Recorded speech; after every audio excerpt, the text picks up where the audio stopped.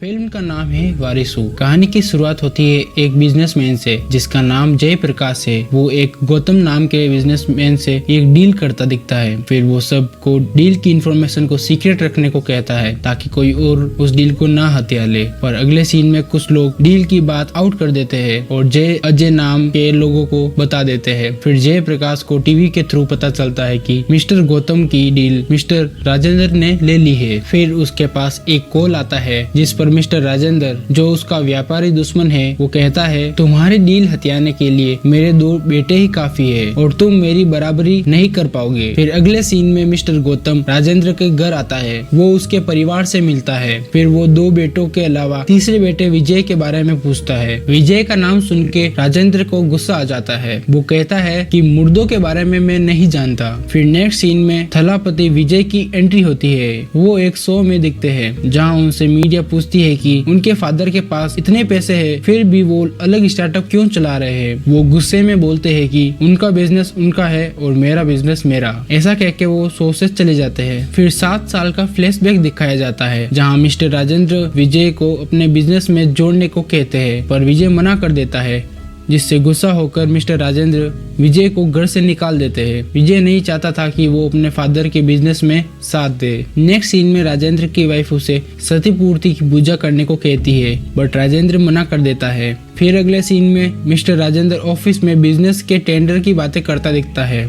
तभी डॉक्टर आनंद का फोन आता है। डॉक्टर आनंद राजेंद्र के फैमिली डॉक्टर है। वो राजेंद्र को अपने घर पर बुलाते हैं और कहते हैं कि उनकी हेल्थ की रिपोर्ट्स आ गई है जिसमें दिख रहा है कि उनको 4th स्टेज पैनक्रियाटिक कैंसर है, जिससे उसके पास सिर्फ जीने के लिए 8 से 9 महीने ही बचे हैं। मिस्टर राजेंद्र ये बात किसी को ना बताने को बोलते हैं। नेक्स्ट सीन में वो अपनी वाइफ को सती पूर्ति की पूजा के लिए हाँ कर देते हैं क्योंकि वो अपने लाइफ की लास्ट फैमिली सेलिब्रेशन करना चाहते थे। वो अपनी वाइफ की इच्छा पूरी करना चाहते थे। फिर विजय के पास उसकी माँ का कॉल आता है। वो विजय को घर वापस आने को बोलती है बट विजय खामोश रहता है। उसकी माँ को लगा कि वो घर नहीं आएगा। फिर अचानक से विजय घर वापस आ जाता है। उसकी माँ के अलावा घर पे उसके साथ कोई भी अच्छे से बात नहीं करता। नेक्स्ट सीन में मालूम होता है कि मिस्टर राजेंद्र के 3 बेटों में से 2 बेटे नाकारा निकले हैं क्योंकि उनका बड़ा बेटा जय, जिसका दूसरी लड़की से अफेयर चल रहा होता है, और उनका दूसरा बेटा अजय, जिसने 560 करोड़ का लॉस कर रखा होता है। फिर विजय की मुलाकात रश्मिका से होती है जो उसके भाई की साली होती है।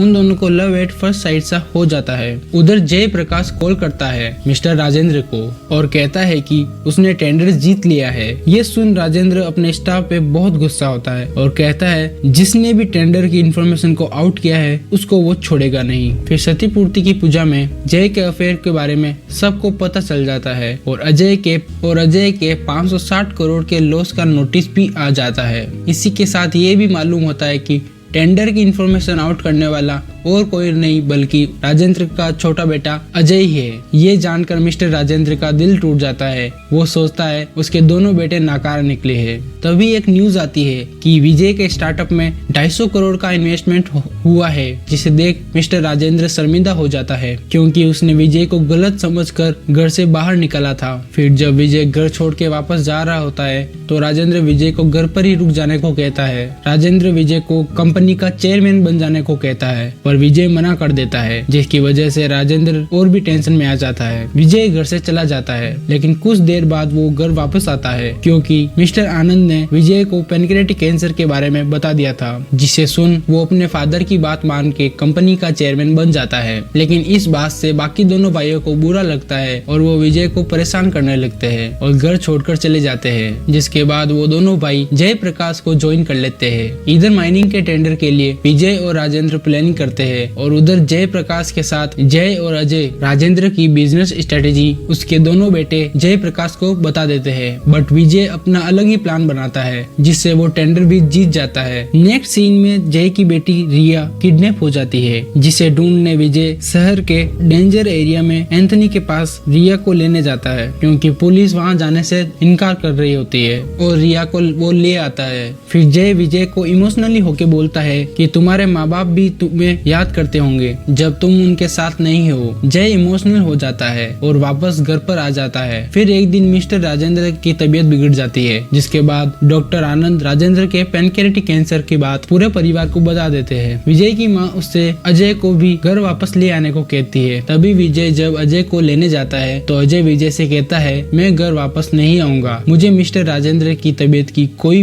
परवाह नहीं है। अजय जयप्रकाश के साथ बिजनेस करने लगता है। तभी विजय अजय को सबक सिखाने का प्लान बनाता है। वो अजय को अपनी कंपनी से निकाल देगा। ये सुनकर अजय परेशान हो जाता है और जयप्रकाश भी ये सुनकर अजय को धोखा देता है और उसको गुंडों से पिटवाता है। फिर अजय को भी अकल आ जाती है। फिर विजय अपने भाई को बचाने के लिए गुंडों को मारता है और अजय को बचा लेता है। एट लास्ट विजय जयप्रकाश को बोलता है कि आज मेरे बाप के पास सब कुछ है, पर उसने आज अपने आखिरी टाइम पर सिर्फ एक चीज मांगी, वो सुकून की मौत। तुझे जो कुछ भी लेना है ले ले, पर सुकून की सांस जरूर ले लेना अपनी जिंदगी में। फिर एट लास्ट तीनों भाई अपने परिवार के पास चले जाते हैं और एंडिंग में मिस्टर राजेंद्र खुशी खुशी दुनिया से चले जाते हैं। कहानी यहाँ समाप्त होती है। दोस्तों, आपको स्टोरी कैसी लगी कमेंट सेक्शन में जरूर बताइएगा। और प्लीज दोस्तों, एक्सप्लेनेशन पसंद आया हो तो वीडियो को लाइक और चैनल को सब्सक्राइब करना ना भूले। मिलते हैं अगले वीडियो में। जय हिंद।